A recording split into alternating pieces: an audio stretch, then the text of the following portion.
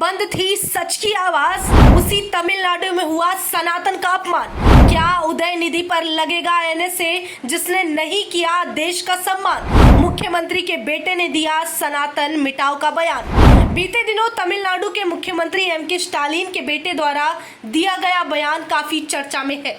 बयान इतना भड़काऊ, आपत्तिजनक और उत्तेजक था जिसके बाद कई हिंदू संगठनों और सनातनियों को इससे उनकी भावनाएं आहत हुई है।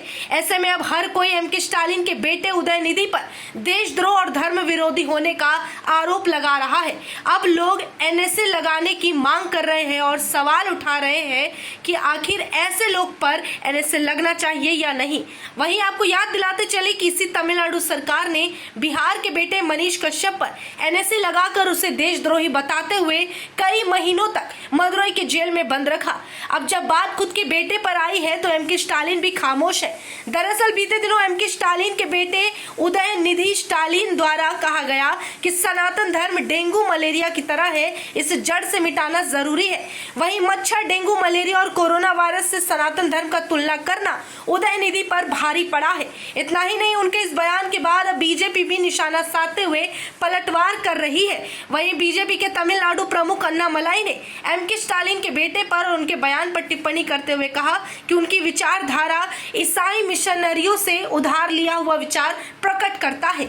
इतना ही नहीं, उदयनिधि पर कटाक्ष करते हुए भाजपा के राज्य प्रमुख ने भी ये कहा है कि तमिलनाडु अध्यात्म की भूमि है, सबसे अच्छी तरह जो आप कर सकते हैं वो वहां पर है किसी भी कार्यक्रम में माइक पकड़ना और अपनी निराशा जता देना, जो कि इस वक्त एमके स्टालिन के बेटे उदयनिधि स्टालिन ने किया है।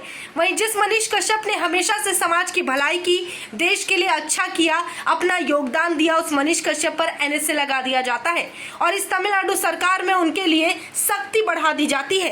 लेकिन जब खुद का बेटा भारत विरोधी और भारत में वर्षों पुराने या ये फिर यूं कहे सबसे पुराने धर्म सनातन धर्म पर प्रहार करने वालों पर क्यों नहीं कार्रवाई करते हैं, ये मांग लगातार लोगों की उठ रही है कि उनके बयान के बाद काफी हम आहत पहुंचे हैं। वहीं किसी भी राजनेता या फिर राजनीतिक पार्टी से जुड़े व्यक्ति या किसी का भी इस तरह से अपने या दूसरे धर्म का अपमान करना अशोभनीय है। ऐसे व्यक्ति पे कार्रवाई होना चाहिए।